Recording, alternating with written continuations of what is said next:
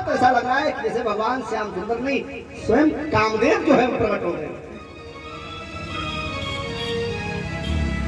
और यदुवंश के जितने भी भगवान कन्हैया के वंशज हैं, वसुदेव जी के जो वंशज हैं,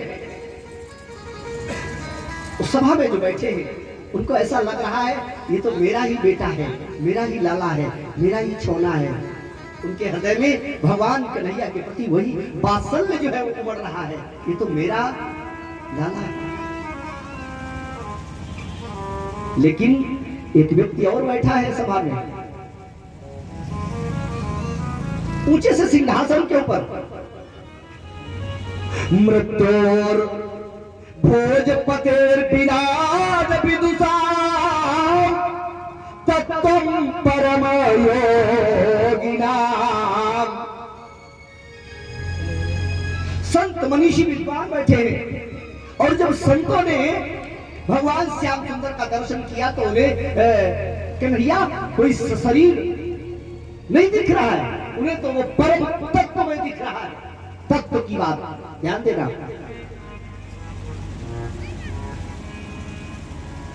तत्व जो होता है उसमें कोई मिलावट नहीं होती है।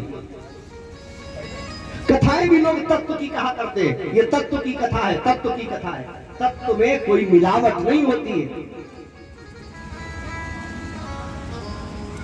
तत्व तो सभी का सार होता है, सार। और ये भागवत जी की कथा है, ये बिल्कुल तत्व है, इसमें कुछ मिलाने की जरूरत नहीं है, किसी भी दृष्टांत की जरूरत नहीं है, किसी भी अन्य उपदेश की जरूरत नहीं है, किसी भी लौकिक पारलौकिक उदाहरण की आवश्यकता नहीं है, क्योंकि भगवान कृष्ण का ये जो चरित्र है वो शुद्ध एकदम स्वयं। भागवत जी के दूसरे श्लोक में भागवत जी की पूरी महिमा, पूरा स्वरूप भागवत जी के दूसरे श्लोक में व्यास जी ने संकेत किया है। दूसरा श्लोक, निगम कल्पतरोर गलितम फलम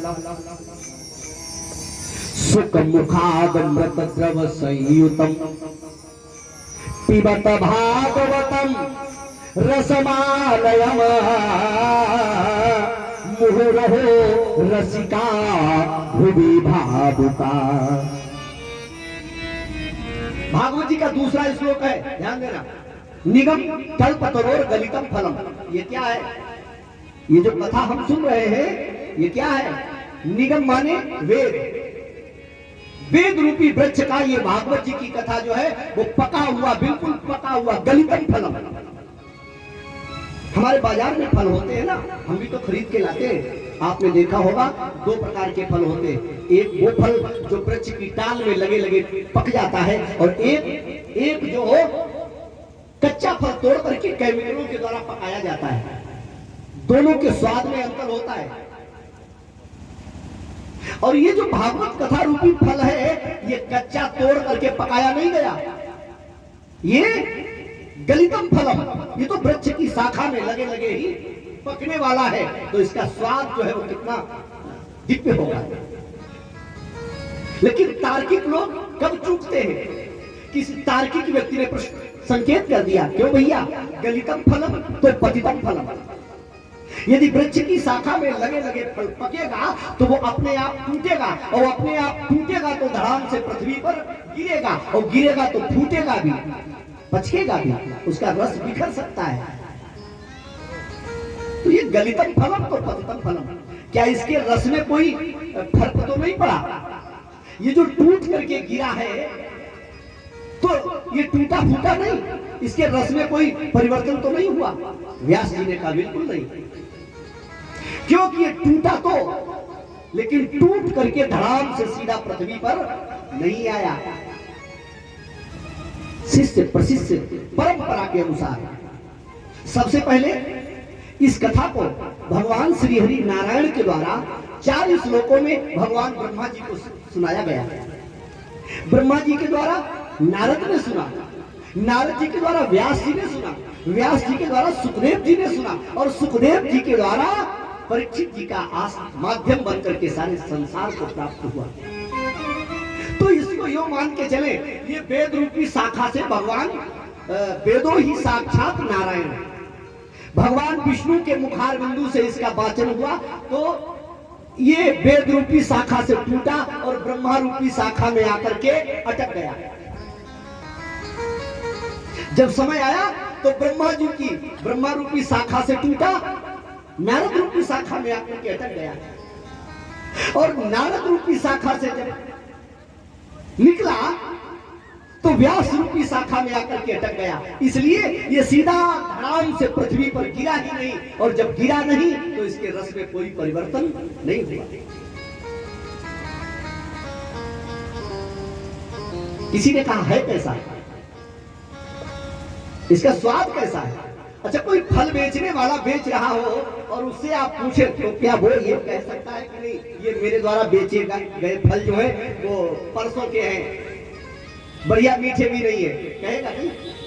हमने तो कई फल बेचने वालों को देखा है, उनका बेचने का स्टाइल ही अलग है। ठेली पर बहुत से केले इकट्ठे कर लिए और इकट्ठे करके गली गली में आवाज लगाता जा रहा है, मलाई वाले केले।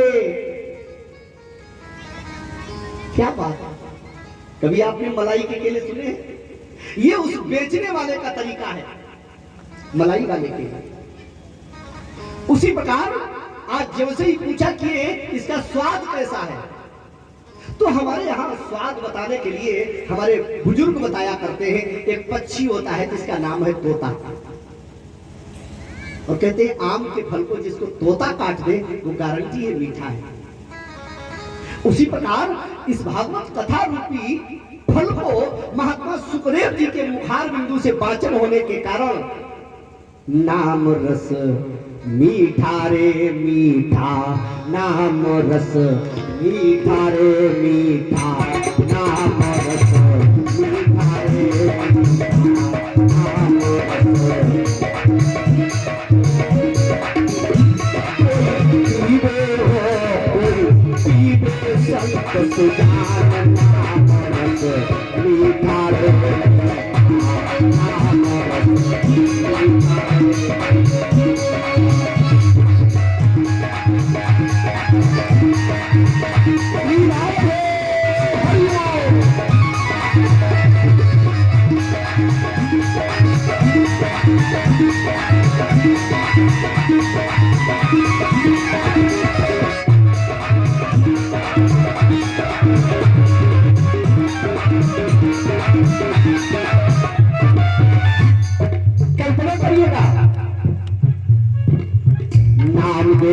रस दिया है अनुपम, सफल बनाई काया।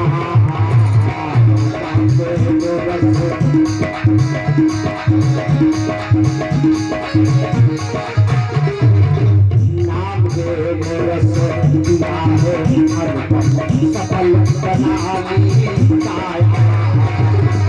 नाम देव रस दिया है अनुपम,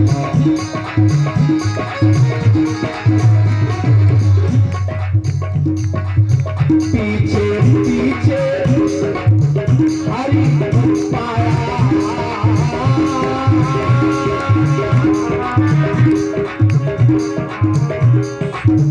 पीछे पीछे हरि पाया, नाम में मन लगाया। मीठा रे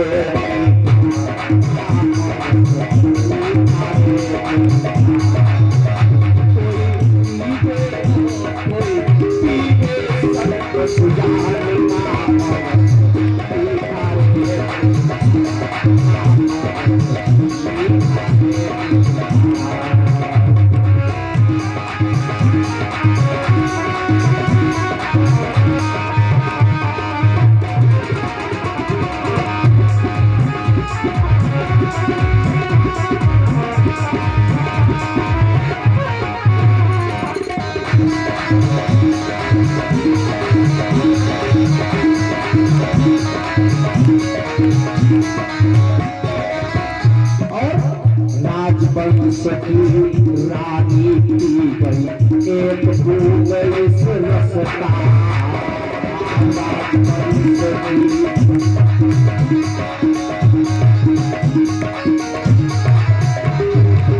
किसमें भक्तमाल में कथा आती है भक्तिमती मीरा की। उस मीरा को देखिए जिस मीरा ने एक बूंद जो है इस नाम रस का पान कर लिया। राजवंश की एक बूंद इस रस का राजवंश की रानी पी गई एक बूंद इस रस का आधी रात चल गई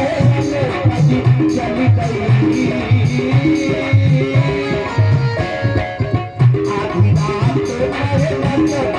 चल गई लगा